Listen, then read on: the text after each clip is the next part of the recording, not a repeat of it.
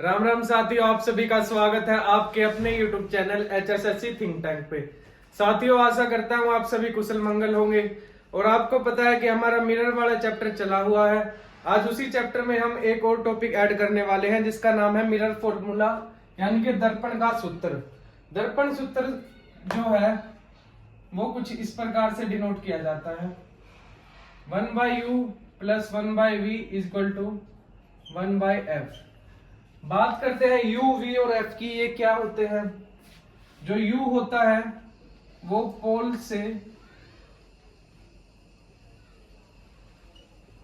से वस्तु की दूरी होती है। बात करें हम v की, v क्या होता है?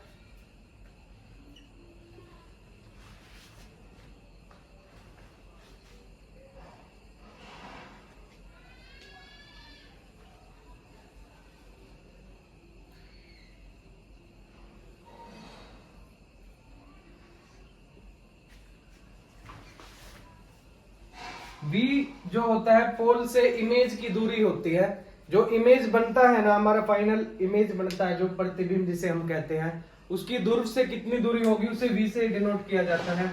अब बात करते हैं f की। f क्या होता है? f होता है फोकल लेंथ, यानी कि फोकस दूरी।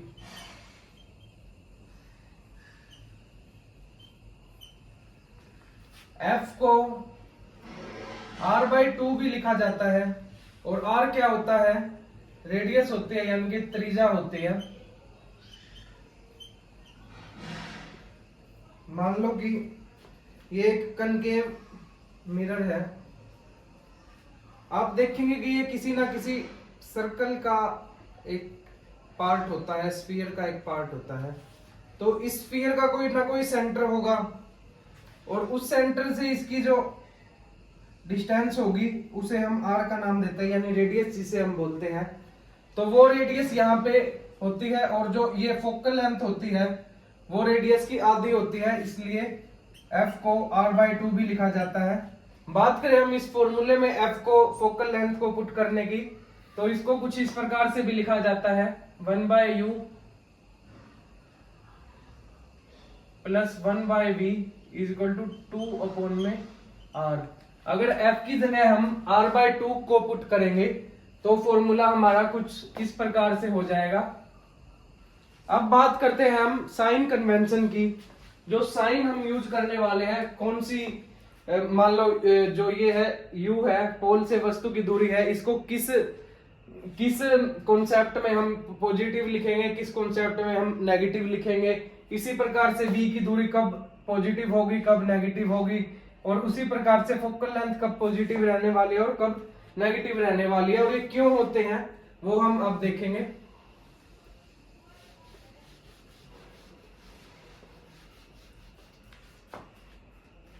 Sign convention.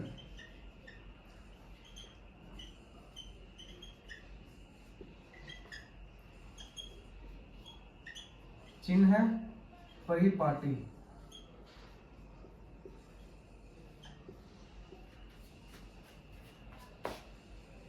कुछ इस प्रकार से एक एक्सिस हम ड्रॉ करते हैं और इस एक्सिस के इधर जो, मान लो ये सेंटर है इसका, इधर जो डिस्टेंस होगी वो पॉजिटिव में काउंट करेंगे और इसके लेफ्ट साइड की जो डिस्टेंस होगी उसे हम नेगेटिव में काउंट करेंगे। और जो इस लाइन से ऊपर वाली जो डिस्टेंस होगी उसे पॉजिटिव में काउंट करते हैं और नीचे वाले को नेगेटिव में काउंट करते हैं।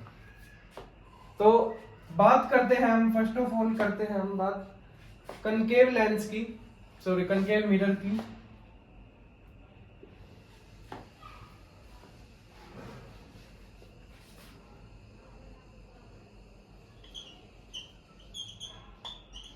कनकेव मिरर यानी कि अवतल दर्पण, जिसके 6 प्रकार से प्रतिबिंब कैसे बनते हैं वो हमने देखा था पिछली क्लास में। अवतल दर्पण की अगर बात करें हम, अवतल दर्पण को कुछ इस प्रकार से हम ड्रॉ करते हैं। ये इसका पोल होता है और ये प्रिंसिपल एक्सिस होता है। यहाँ पर हम फोकस जो लेंथ होते हैं यानी एफ होते हैं उसको मानते हैं, और यहाँ पर इसकी मानते हैं हम, मान लो रेडियस जो है। ठीक है, अब बात करते हैं हम साइन कन्वेंशन के अकॉर्डिंग अवतल दर्पण में हम किस प्रकार से यू, वी और एफ की दूरी को हम लेने वाले हैं। अगर बात करें हम यू की, तो यू कहाँ होता है, वस्तु पोल, यू क्या होता है, वस्तु की पोल से दूरी कितनी है। तो वस्तु कुछ हम इस प्रकार से यानी कि लेफ्ट साइड में रखते हैं, तो लेफ्ट साइड वाले सभी जो दूरियां होती है उसे हम नेगेटिव में लेंगे, तो वस्तु की पोल से दूरी हमेशा नेगेटिव रहेगी। अगर बात करते हैं हम वी की, वी क्या होता है, प्रतिबिंब की दूरी होती है ध्रुव से या पोल से इमेज की जो डिस्टेंस रहने वाली है उसे हम वी के द्वारा दर्शाते हैं। तो वी की जो दूरी है, अगर इमेज रियल वर्चुअल बनती है यानी कि आभासी अगर प्रतिबिंब रहता है,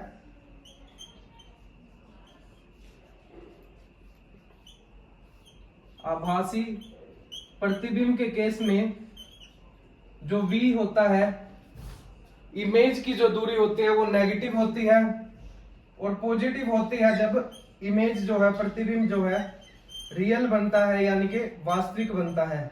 ऐसा क्यों होता है दोस्तों, ऐसा इसलिए होता है, जो हमने अवतल दर्पण के 6 पॉइंट किए थे जहां पे हम वस्तु को कहीं ना कहीं शिफ्ट करके उसका प्रतिबिंब कहां बनेगा वो देख रहे थे। तो जो लास्ट के 2 पॉइंट थे उनमें क्या था, वस्तु जो थी रियल बन रही थी यानी कि वास्तविक बन रही थी, और वास्तविक इमेज कहां बनती है, अवतल दर्पण के केस में वो हमेशा जो ध्रुव है उसके राइट साइड में बनती है यानी यहां कहीं पे बनती है।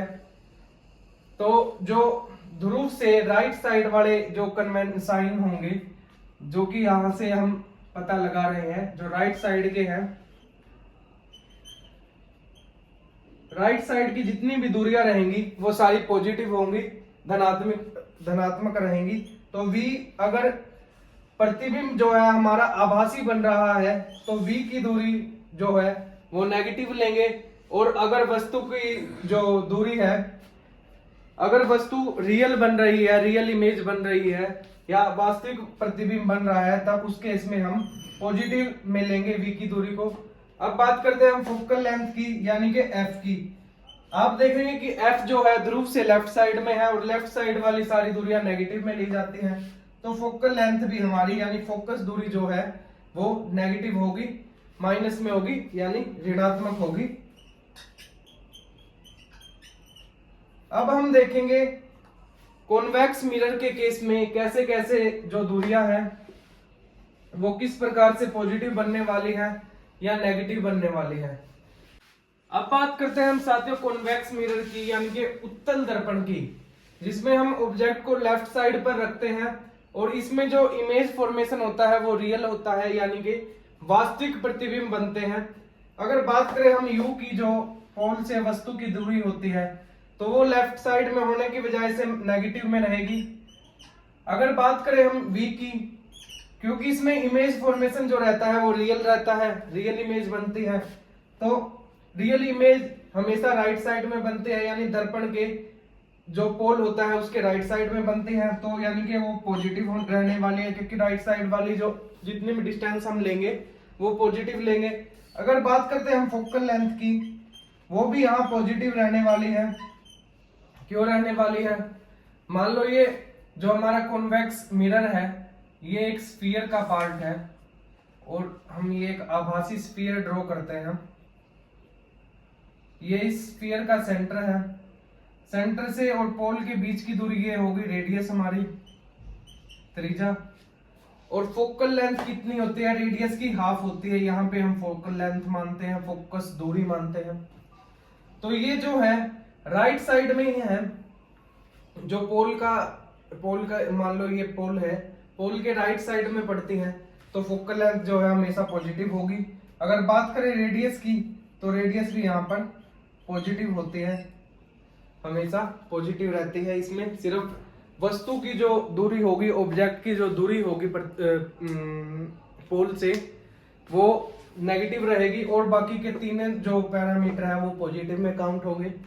तो आज के वीडियो में हम इतना ही सीखते हैं।